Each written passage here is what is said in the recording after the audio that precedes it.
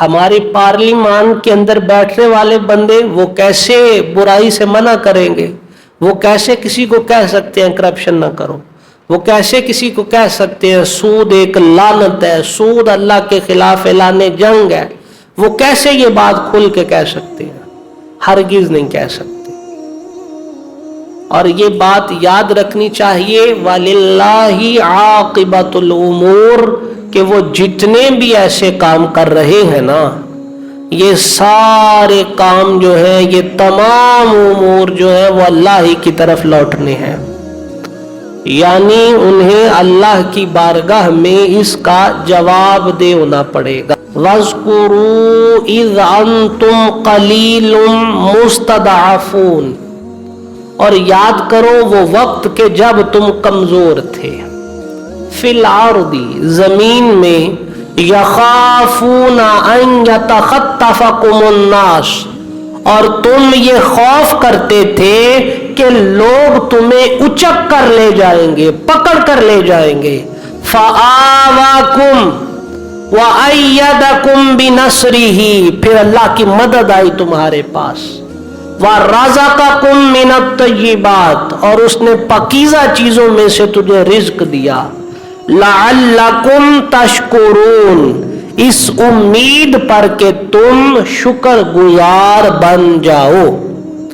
اب اس آیہ مبارکہ کی روشنی کے اندر بھی اللہ رب العزت کا یہ فرمان کہ تم یاد کرو جب تم قلیل تھے اور کمزور تھے، پھر اللہ رب زمین کے اندر تمہیں یہ خوف بھی تھا کہ وہ لوگوں کی جماعت جو ہے وہ تم سے زیادہ ہے اور تمہیں ختم کر دینے کے لیے کافی ہے، لیکن پھر اللہ نے تمہاری مدد کی۔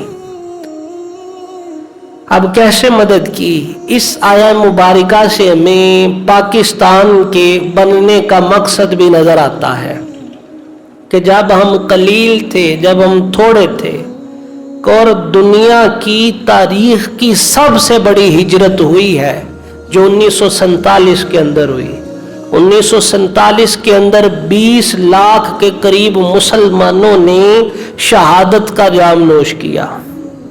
تقریباً 1.5 کروڑ افراد نے جو ہے وہ ہجرت کی تھی، اور 90,000 عورتوں کی عزتیں جو ہے وہ پامال کی گئی، اور ہماری کئی مائیں بہنیں جو ہیں وہ ہندوؤں کے بچے پیدا کرنے پہ مجبور ہو گئی۔ کس کے لیے؟ صرف اس خطہ امن و محبت کے لیے۔ اور جو لوگ جنہوں نے ان حالات کو دیکھا ہے وہ بتاتے ہیں آ کے کہ ہمارا صرف اور صرف جذبہ یہی تھا کہ ہم اگرچہ ختم ہو جائیں، صرف ہمیں پاکستان کی دھرتی کے اوپر ایک دفعہ سانس لینا نصیب ہو جائے۔ اور کئی ایسے کہ جو ان کے مظالم سے تنگ آ کر کتنے کتنے روز پیدل چلتے رہے، پیدل چل چل کے جب اس مقام پہ پہنچے ہیں تو انہوں نے آتے سار جب پتہ چلا یہ حدود پاکستان کی آ گئی ہے، وہاں سجدہ کیا، سجدہ کرتے ہی ان کے جسم سے روح نکل گئی۔ اب یہ انہیں وہ ذوق اور شوق تھا، کیونکہ تاریخ کے اندر اسلامی ریاست کا یہ اگر ہم ایسا کہہ لیں کہ تاریخ کے اندر اگر دوبارہ مدینہ بنا ہے تو یہ پاکستان کی صورت میں بنا ہے۔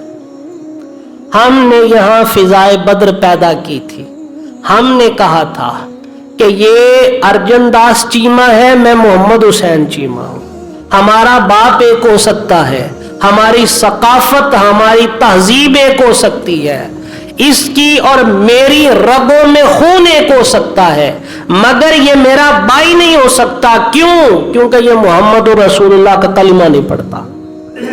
ہم نے یہاں فضائے بدر پیدا کی تھی کہ جہاں عقیل ایک طرف، علی بن ابی طالب ایک طرف، حضرت عمر اٹھتے ہیں اور اپنے ماموں کی گردن سر سے جدا کر دیتے ہیں، حضرت ابو بکر اپنے بیٹے سے جو بعد میں ملا کہا تو آپ کا بیٹا کہنے لگا ہے ابا جان بدر کے میدان میں آپ میری تلوار کی زد میں آئے تھے، میں نے اپنا باپ سمجھتے ہوئے تلوار سے ہاتھ کھینچ لیا، لیکن سیدنا صدیق اکبر نے فرمایا اللہ کے عزت اور جلال کی قسم اگر بدر کے میدان میں تو ایک بار بھی میری تلوار کی زد میں آ جاتا تو میں تجھے اپنا بیٹا نہیں بلکہ رسول اللہ کا دشمن سمجھ کے تیرا سر تن سے جدا کر دیتا۔